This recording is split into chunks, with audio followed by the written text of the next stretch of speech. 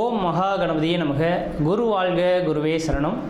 ஆன்மீக அன்பர்கள் அனைவருக்கும் இனிய வணக்கங்கள். நம்ம இந்த வீடியோ மூலியமாக 2025ஆம் ஆண்டிற்கான செப்டம்பர் மாத ராசி பலன்களை பார்க்க இருக்கிறோம். இந்த செப்டம்பர் மாத ராசி பலன்களை பார்ப்பதற்கு முன்பாக இந்த செப்டம்பர் மாத காலகட்டத்தில் நடக்கக்கூடிய முக்கியமான நிகழ்வுகளை தனி வீடியோ தொகுப்பில் கொடுக்கலாம் அப்படின்ற நோக்கத்தோடு இந்த வீடியோ தொகுப்பை பொது மக்களுக்காக அனைத்து ராசிக்காரர்களுக்கும் பொதுவான பலன்களாக இந்த விளக்கத்தை தனி வீடியோவாக கொடுக்கலாம் அப்படின்னு நினைக்கிறேன். இந்த செப்டம்பர் மாதம் 2025 பார்த்தோம் அப்படின்னாக்கா முக்கியமான ஒரு நிகழ்வு, கிரகணங்கள் தோஷம் ஏற்படக்கூடிய காலகட்டங்கள் இந்த மாதத்தில் உதயமாகுதுங்க. அதாவது கிரகண காலகட்டங்கள் அப்படின்னு பார்த்திங்கன்னா செப்டம்பர் மாதம் 7ஆம் தேதி வந்து பார்த்திங்கனாக்கா சந்திர கிரகணம் நிகழ இருக்குது. அப்போ ராகுவினால் ஏற்படக்கூடிய இந்த சந்திர கிரகணமானது அன்று இரவு 9:56 மிட் நைட்டில் 1:26 இந்த காலகட்டம் வரலும் சந்திர கிரகணமானது அன்றைக்கி நிகழ இருக்குது. இது பூரணமான சந்திர கிரகணம் அப்படின்னு பார்த்தோம் அப்படின்னாக்கா முழுமையான சந்திரகிரகணம் பிடிபட்ட காலகட்டங்கள் எப்பொழுது அப்படின்னாக்கா தொடங்கக்கூடிய காலகட்டம் 9:56 தொடங்கி 1:26 மிட் நைட்டில் சந்திர கிரகணமானது முடிய போகுது. அதில் முழுமையான பவர்ஃபுல்லாக அந்த கிரகணம் ஏற்படக்கூடிய காலகட்டம் எப்படின்னு பார்த்திங்கன்னா இரவு 11 12:23 வரலும் முழுமையான சந்திர கிரகணமாக தெரிய போகுது. இது இந்தியாவில் தெரிய போகுது. இதுக்கு முன்பாகலாம் நடந்த கிரகணங்கள் பார்த்திங்கன்னா போன வருடத்தில் நடந்ததெல்லாம் வெளிநாடுகளில் நடந்ததுனால நமக்கு எதுவும் பாதிப்புகள் இல்லை. ஆனால் இந்த சந்திர கிரகணம் மட்டும் இந்த காலகட்டத்தில் இந்த மாதத்தில் மட்டும் நம்ம இந்தியாவில் தெரியக்கூடிய ஒரு கிரகணமாக இருக்க போகுது. அப்போ இந்தியாவில் நடக்கக்கூடிய இந்த கிரகணமாக இருக்கிறதுனால பொதுமக்கள்கள் கொஞ்சம் கவனமாக இருக்கக்கூடிய ஒரு காலகட்டங்கள் அப்படின்ற சொல்லலாம். எப்போல்லாம் கிரகண தோஷங்கள் ஏற்பட போகுதோ, எந்த இடத்தில் நிகழுதோ, அதாவது எந்த நாடுகளில் நிகழுதோ அந்த நாடுகளுக்கு ஒரு சில பாதிப்புகள் வரும்ன்றதுங்க. அப்போ ராகு பகவான் கும்பத்தில் நின்று கும்பத்தில் இருக்கக்கூடிய ராகுவோட சந்திரன் இருந்து ராகு கிரகஸ்த சந்திர கிரகணமாக இந்த வருடம் செப்டம்பர் மாதம் 7ஆம் தேதி தொடங்க போகுது. இது பொதுமக்களுக்கு ஒரு சில பாதிப்புகளையும் கொடுக்கும், ஒரு சில நட்சத்திரங்களுக்கு யோகங்களும் கொடுக்க போகுது. அதில் முக்கியமாக பார்த்திங்கன்னா கர்ப்பிணி பெண்கள், இந்த கர்ப்பிணி பெண்கள் இந்த நேர காலகட்டத்தில் கண்டிப்பாக வீட்டை விட்டு வெளியே வராமல் இருக்கிறது நல்லாயிருக்கும். சந்திர கிரகணம் இரவு நேரத்தில் நடைபெறதுனால பெரிய லெவலில் பாதிப்புகள் இருக்காது மக்களுக்கு. ஏன்னா அந்த நேரத்தில் மக்கள் அனைவருமே வீட்டு உள்ளதாக இருக்கும். முக்கியமாக இந்த நேரத்தில் கர்ப்பிணி பெண்கள் மிக மிக மிக கவனமாக இருக்கக்கூடிய காலகட்டங்கள். இந்த கிரகண தோஷங்களில் கொஞ்சம் வெளியில் வந்து சுற்றி உலாவணும், அந்த கிரகணத்தை பார்க்கணும் அப்படின்ற மாதிரி கர்ப்பிணி பெண்கள் மட்டும் நினைக்கிறாங்க அப்படின்னாக்கா அதோட கதிர்வீச்சு அதிகமாக இருக்கிறதுனால பிறக்கக்கூடிய குழந்தைகளுக்கு ஒரு சில பாதிப்புகளை கொடுக்கலாம். அதனால் அந்த கர்ப்பிணி பெண்களுக்காகவே இந்த வீடியோ கொடுக்கணுன்ற நோக்கத்தோடு நான் இந்த வீடியோவை தொகுப்பை கொடுக்குறேன். அப்போ அந்த கர்ப்பிணி பெண்கள் தெளிவாக சொல்ல விரும்புகிறேங்க, அன்று பகல் அந்த கிரகண தோஷங்கள் ஏற்படுவதற்கு முன்பாக, அதாவது 10 மணிக்கு 9:56 தொடங்க இருக்குது, 10 மணிக்கு தொடங்குறதாவே எடுத்துங்களேன். அப்போ அதிலிருந்து 4 மணி நேர காலகட்டங்கள் முன்பாகவே உணவை எடுத்துக்கொள்கிறதா சிறப்பை தரும். அப்போ அந்த நேரத்தில் மட்டும் கொஞ்சம் முடிஞ்ச அளவுக்கு பார்த்துக்குங்க. தண்ணி வந்து அருந்தலாம். அந்த தண்ணியில் தர்பை புல் போட்டுட்டு நீங்கள் வச்சுக்கிறது நல்லாயிருக்கும். அதாவது சொல்லப்போனால் அன்று சாயந்தரம் சூரியன் அஸ்தமனம் ஆகிறதுக்கு முன்பாகவே அந்த கர்ப்பிணி பெண்கள் மற்ற எல்லாருமே உணவை வந்து அருந்திடுறது சிறப்பாக இருக்கும். அதுக்கு 6 மணிக்கு பிறகு பார்த்தீங்க அப்படின்னாக்கா உணவு சாப்பிடக்கூடாது. அப்போ சாப்பிட்டோம் அப்படின்னாக்கா செரிமான பிரச்சனைகள் ஏற்படலாம். இது சந்திரனால் ஏற்படுறதுனால உணவு சம்மந்தப்பட்ட உணவினால தான் பாதிப்புகள் அதிகமாக வரதுக்கு வாய்ப்புகள் இருக்குது. அதனால் 6 மணிக்கு பிறகு எந்த ஒரு உணவுப் பொருட்களும் நீங்கள் எடுத்துக்கொள்ளக்கூடாது. அடுத்து தண்ணீர் மட்டும் வேணால் தாகம் இருந்தால் அதை தர்பை புல்லை மட்டும் போட்டு வச்சுட்டு அந்த தண்ணியை மட்டும் பயன்படுத்திக்கலாம் அப்போது தேவை இருந்தால் மட்டும். இல்லையேல் அன்றைய நைட்டு முழுவதும் கொஞ்சம் முடிஞ்ச அளவுக்கு எல்லா உணவுப் பொருட்களையும் தவிர்த்து கொள்வது சிறப்பை தருன்ற விதிங்க. வெளியில் வந்து சுற்றி உலாவறதை கொஞ்சம் குறைச்சி கொள்வது சிறப்பை தரும். அனைத்து மக்கள்களுமே தெளிவாக சொல்ல வரேங்க. எல்லாருமே இப்போ வந்து நவீன காலங்கள் வந்துருச்சு இல்லைங்களா. இப்போ சந்திர கிரகணத்தை பார்க்கணும் அப்படின்ற நோக்கத்தோடு மக்கள் பார்த்தோம் அப்படின்னாக்கா அந்த வீடியோ தொகுப்புலாம் கொடுத்துருப்பாங்க, சென்னையெல்லாம் ஏற்பாடு செய்திருப்பாங்க. பார்க்க இருப்பாங்க. அது முடிஞ்ச அளவுக்கு பார்த்தீங்க அப்படின்னாக்கா, நான் குறிப்பிட்ட நட்சத்திரக்காரங்கள் மட்டும் அந்த மாதிரியான தொகுப்புகளுக்கு போகாமல் இருக்கிறது தான் விசேஷத்தை கொடுக்கும். அதாவது கும்ப வீட்டில் நடக்க இருக்குது. இந்த கும்ப வீட்டில் இருக்கக்கூடிய சதயம், பூரட்டாதி, உத்திரட்டாதி, சதயம், பூரட்டாதி, உத்திரட்டாதி இந்த 3 நட்சத்திரக்காரர்களும், புனர்பூசம், விஷாகம், மொத்தம் இந்த 5 நட்சத்திரக்காரர்களும் கம்பல்சரி வெளியில் வராமல் இருந்துக்குங்க. கர்ப்பிணி பெண்கள் எப்படி இருக்கணுமோ அதே போல் சதயம், பூரட்டாதி, உத்திரட்டாதி, புனர்பூசம், விஷாகம் இந்த 5 நட்சத்திரக்காரர்களும் கர்ப்பிணி பெண்களும் அந்த நேர காலகட்டத்தில் வெளியில் வராமல் இருக்கிறது தான் சிறப்பை தரும். அவர்களுக்கு முழுமையான அந்த ஏன்னா அதோட அவங்களோட 1-5-9 அதோட கனெக்டிவிட்டியில் தான் இந்த ராகு கிரகஸ்த சந்திர கிரகணமானது தொடங்க இருக்குது. அதனால் இந்த நபர்களுக்கு மட்டும் பாதிப்புகள் அதிகமாக இருக்கும். இவர்கள் வெளியில் வராமல் இருக்கிறது விசேஷத்தை கொடுக்கும். மற்ற நபர்கள் வெளியில் போகலாம். அதே போல் வயது மூத்தவர்கள் 60 வயதுக்கு மேற்பட்ட நபர்களும் வெளியில் வராமல் இருக்கிறது விசேஷத்தை கொடுக்குன்ற விதிங்க. இது அப்போ அந்த நேர காலகட்டத்தில் அந்த கிரக காரத்துவம் பெரிய லெவலில் பாதிப்பை தராத மாதிரி உங்களுக்கு தெரியலாம். அந்த கிரகண தோஷங்கள் ஏற்பட்டு அடுத்த 40 நாட்களுக்கு பிறகு தான் அதோட பாதிப்புகள் கொஞ்சம் அதிகரிக்கிறத பார்க்க முடியும். இப்போ உடல் ரீதியான தொந்தரவுகளை ஏற்படுத்தலாம். உணவு குழாய் சம்மந்தப்பட்ட பிரச்சனைகள் இந்த நபர்களுக்கு வரலாம். அதனால் கொஞ்சம் கவனமாக இருங்க. இந்த நட்சத்திர நான் சொன்ன இந்த 5 நட்சத்திரக்காரர்களும் மறுநாள் பார்த்தீங்க அப்படின்னாக்கா காலையில் எழுந்து பச்சை தண்ணியில் குளிச்சுட்டு விநாயகர் கோயிலுக்கு போயிட்டு அர்ச்சனை பண்ணிட்டு வர்றது விசேஷத்தை கொடுக்குங்க. ஏன்னா ராகு கேதுவின் கண்ட்ரோலை பண்ணக்கூடிய சக்தி விநாயகர் பெருமானுக்கு மட்டுமே உண்டு. அப்போ மறுநாள் செப்டம்பர் 7ஆம் தேதி நைட்டு இந்த கிரகணம் தொடங்க இருக்குது. செப்டம்பர் 8ஆம் தேதி அன்று பார்த்தீங்க அப்படின்னாக்கா விநாயகர் கோயிலுக்கு போயிட்டு குளிச்சுட்டு நல்லெண்ணெய் தீபம் போட்டு வழிபாடு செய்துட்டு வந்தீங்க. இந்த 5 நட்சத்திரக்காரர்கள் வழிபாடு செய்துட்டு வந்தால் இதனால் தோஷங்களை கண்ட்ரோல் பண்ணக்கூடிய சக்தி விநாயகருக்கு உண்டு. ஏன்னா ராகு கேதுவின் 2 கிரகத்தையுமே அடக்கக்கூடிய சக்தி இந்த விநாயகருக்கு இருக்கிறனால அவரோட சொல்லுக்கு கட்டுப்படுறதுனால இந்த 5 நட்சத்திரக்காரர்களும் வழிபாடு செய்து கொள்வது மிகப்பெரிய விசேஷத்தை கொடுக்குன்ற விதிங்க.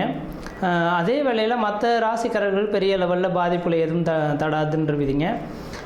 அது இந்த கிரகணம் தொடங்கிடுச்சு அப்படின்னாவே அடுத்த அந்த இப்போ ஒவ்வொரு கிரகணமும் பார்த்திங்கனாக்கா லாஸ்ட் இயர்லாம் 2-3 கிரகணங்கள் தொடங்கினது. ஆனால் இந்தியாவில் தெரியலை, அதனால் நமக்கு பாதிப்பு இல்லை. அப்போ எந்த நாடுகளில் கிரகணம் ஏற்படுதோ அந்த நாடுகள் கிரகணம் தொடங்கி அடுத்த கிரகண தோஷங்கள் உண்டாகக்கூடிய காலகட்டம் வரலும் ஒரு சில பாதிப்புகளை கொடுக்கும்.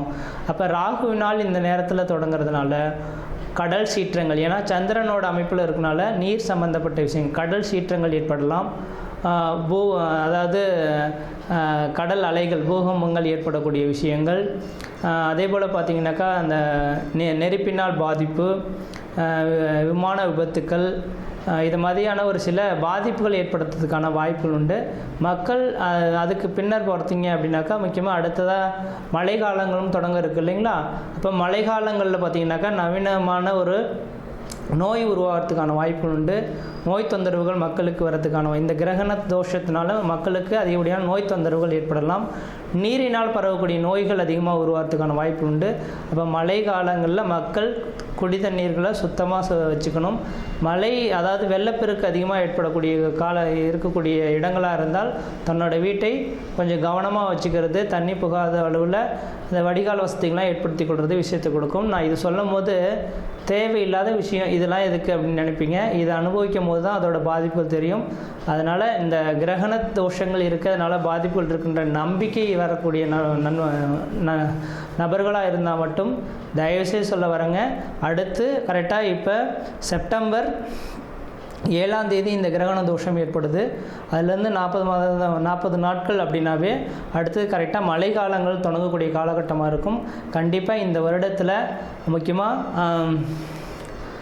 நவம்பர் டிசம்பர் காலகட்டத்தில் அதிகப்படியான மழைப்பொழிவுகளும் சீற்றங்களும் அதிகரிக்கிறதுக்கான வாய்ப்புகள் இருக்குது. மக்கள் கவனமாக இருக்குங்க. அதுக்காக தான் இந்த வீடியோ தொகுப்பு கொடுத்துருக்கேன்.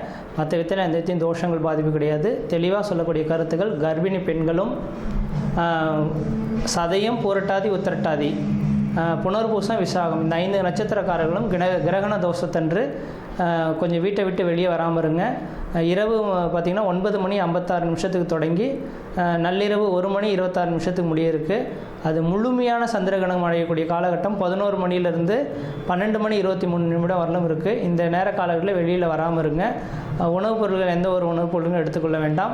மறுநாள் காலையில் குளிச்சுட்டு விநாயகர் கோயிலில் போய்ட்டு விளக்கு போட்டிருந்தாவே இந்த தோஷங்கள் ஓரளவுக்கு கட்டுக்குள் வரும்ன்ற விதிங்க. மற்ற விதத்தில் யாருக்கும் எல்லோரும் தோஷம் கிடையாது. நம்ம இந்த வீடியோ மூலியமாக 2025ஆம் ஆண்டிற்கான செப்டம்பர் மாத ராசி பலன்களை பார்க்க இருக்கிறோம். குறிப்பாக இந்த வீடியோவானது பார்த்தோம் அப்படின்னாக்கா கும்பராசி அன்பர்களுக்கான வீடியோ. இந்த கும்பராசி அன்பர்களுக்கு இந்த 2025 செப்டம்பர் மாத கிரகங்களை ஆராயத்துக்கு முன்பாக கும்பராசி அன்பர்களின் குணாதிசயங்கள் அப்படின்னாக்கா இது காலபுருஷ தத்துவத்துக்கு 11ஆம் வீடுங்க. கும்பம் இருக்கக்கூடிய இடம் அப்படின்னு சொல்லுவாங்க. அப்போ கும்பத்தை பார்த்தால் எல்லாரும் மரியாதை செலுத்தக்கூடிய அமைப்புகள் உண்டு இல்லைங்களா? அப்போ கும்பராசியை பார்த்தாங்கன்னாவே இவங்களுக்குன்ற தனித்த ஒரு அடையாளத்தோடு இவங்க வாழக்கூடிய நபர்களாக இருப்பாங்க. யாருக்கும் அடிபணிஞ்சு போக மாட்டாங்க. தன் உண்டு தன் பழப்பொண்ணுன்ற மாதிரி அப்படியே இருக்கக்கூடிய நபர்களாக இருப்பாங்க. நீதி நேர்மைக்கு கட்டுப்பட்ட நபர்களாக இருப்பாங்க. ஆனால் இந்த நபர்கள்லாம் பார்த்திங்கன்னா பணம் பொருள் இருக்குதோ இல்லையோ தெரியாது. இவங்களோட இறக்கும் காலகட்ட வரலும் இவங்களோட பேர் புகழ் கௌரவத்துக்கு குறையில்லாத வாழ்க்கையை வாழக்கூடிய நபர்கள் யாருன்னா இந்த கும்பராசி அன்பர்களாக தான் இருக்க முடியும். அப்படிப்பட்ட இந்த கும்பராசி அன்பர்களோட வாழ்க்கையில் ஒரு சோதனைக்கான காலகட்டம் தொடர ஆரம்பிச்சிருச்சுங்க. அதாவது கடந்த ஒரு 2.5 வருட காலமாகவே 7 சனியின் பாதிப்புகளில் இந்த கும்பராசிக்காரர்கள் இருந்துகிட்ருக்கீங்க. என்னடா எல்லாருமே நல்லா தான் இருந்தோம், நல்லபடியாக தான் போயிட்டு இருந்தது, ஆனால் பெரிய லெவலில் ஒரு சர்க்கிள்களை சந்திக்கிற மாதிரி இருக்குது, நாம் எதிர்பார்த்த விஷயங்கள் எல்லாமே தடைகளாகுது அப்படின்ற மாதிரி மன வருத்தத்தில் இருக்கக்கூடிய நபர்களாக கும்பராசி அன்பர்கள் இருந்துகிட்ருப்பீங்க.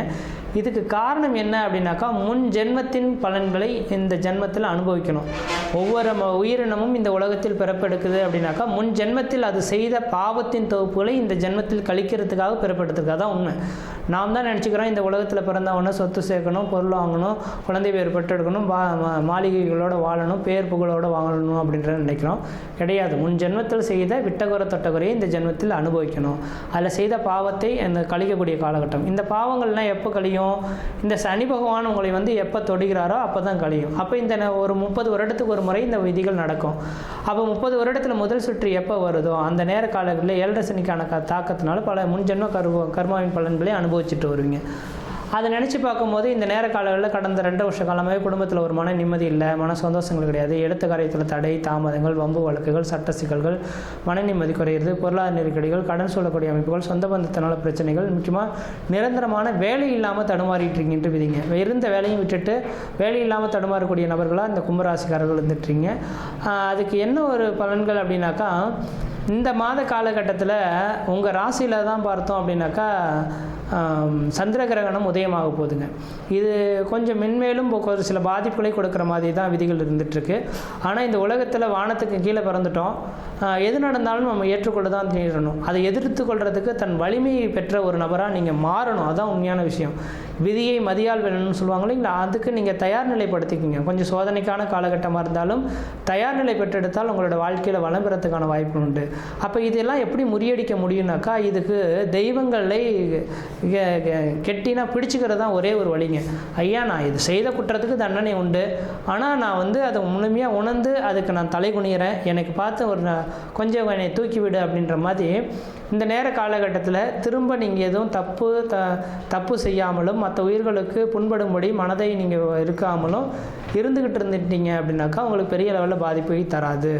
அப்போ இந்த மாத காலகட்டத்தில் கிரகண தோஷமானது சந்திர கிரகணம் செப்டம்பர் 7ஆம் தேதி அன்று இரவு மணி 9:56 நள்ளிரவு 1:26 வரலும் தொடங்க இருக்குங்க. அந்த நேர காலங்களில் உங்கள் ராசியிலே உதயமாகறதுனால இந்த கும்பராசி அன்பர்கள் அனைவருமே அமைதியாக வீட்டுக்குள்ளேயே அன்றைய நள்ளிரவு மட்டும் இருங்க. சாயந்தர வேளையில் 6 மணிக்கு முன்பாகவே உணவை சாப்பிட்டுடுங்க. அன்றைய நைட்டு முழுக்க சாப்பிடக்கூடாது. மறுநாள் காலையில் எழுந்து தண்ணீரில் குளிச்சுட்டு வீட்டு அருகே இருக்கக்கூடிய அரச மரம், ஆலமரம் அல்லது வேப்ப மரம், மரத்தடியில் இருக்கக்கூடிய விநாயகர் பெருமானை போய் தரிசனம் பண்ணிவிட்டு வழிபாடு செய்துட்டு வந்தீங்கன்னாக்கா இந்த கிரகண தோஷனால் பாதிப்புல கொஞ்சம் குறைச்சிக்கொள்ள முடியுன்றீங்க. அந்த கிரகண தோஷங்கள் ஏற்படக்கூடிய காலகட்டத்தில் உங்கள் வீட்டிலேயே இருந்து ஏதாவது கிரகத்தின் மந்திரங்களை உச்சாடனம் செய்வதனூடாக அதோட தோஷத்திலேருந்து விலகிறதுக்கான வாய்ப்புகளும் அதிகமாக இருந்துட்டுருக்குன்றீங்க. இந்த மாத காலகட்டத்தில் கொஞ்சம் ஏற்றம் இறக்கங்கள் நிறைந்த ஒரு மாத காலகட்டமாக இருக்குது. பிரச்சனைகள் வராமல் தடுத்து கொள்வதற்கு விநாயகர் பெருமானை மனமுருக வேண்டிக் கொள்ளுங்க. அதுவே மிகப்பெரிய ஒரு வாய்ப்புகளை திறந்துருக்கீங்க. இப்போ மட்டும் கிடையாது, இந்த 2028ஆம் ஆண்டு காலகட்ட வரலுமே தெளிவாக சொல்ல வரேங்க. 2028ஆம் ஆண்டு காலம் முடிகிற வரலும் சனிக்கிழமை ஒரு சாயந்தரம் வேளையில் 5:30 மணிலேருந்து 6:30 மணிக்குள்ளார விநாயகருக்கு நல்லெண்ணெய் தீபம் போட்டுவாங்க. மழை போல் வரக்கூடிய பிரச்சனைகள் பனி போல் விலகுன்றிருக்கீங்க. ஆனால் கண்டிப்பாக தெளிவாக சொல்ல வரேன், யார் உங்களுடைய சுய ஜாதகத்தை எடுத்து பார்க்குறாங்களோ இல்லையோ, கும்பராசிக்காரர்கள் கம்பல்சரி உங்களோட சுய ஜாதகத்தை உங்கள் குடும்ப ஜோதிடர்கிட்ட கொடுத்து தெளிவாக செக் பண்ணி பார்த்துக்கொள்கிறது தான் மிகப்பெரிய விஷயத்தை கொடுக்கும். உங்களோட சுய ஜாதி ஒரு தடவை எடுத்து செக் பண்ணி பார்த்துட்டு எது செய்யலாம், எது செய்யக்கூடாது, தொழில் தொடங்கலாமா, உத்தியோகம் பார்க்கலாமா, தனியார் துறைக்கு வேலைக்கு போகலாமா, என்ன செய்தால் நல்லாயிருக்கும் அப்படின்றத கேட்டு தெரிஞ்சுக்கிட்டு அதுக்கப்புறம் எடுத்தோம்னாக்கா கடன் பிரச்சனையிலேருந்து மீண்டு வர முடியும். இல்லையேல் இதை பெரிய லெவலில் கடனுக்காக கஷ்டப்படக்கூடிய ஒரு காலகட்டங்கள் உதயமாகலாம். கொஞ்சம் சிந்தித்து செயல்படுங்கள். இந்த மாத காலகட்டத்தை சிந்தித்து செயல்படுத்தால் வாழ்க்கையில் வெற்றி பெறத்துக்கான வாய்ப்புகளாக இருந்துகிட்ருக்கு. முயற்சி எடுத்து பாருங்கள், கண்டிப்பாக வெற்றி பெறுவீங்கள். நன்றி, வணக்கம்.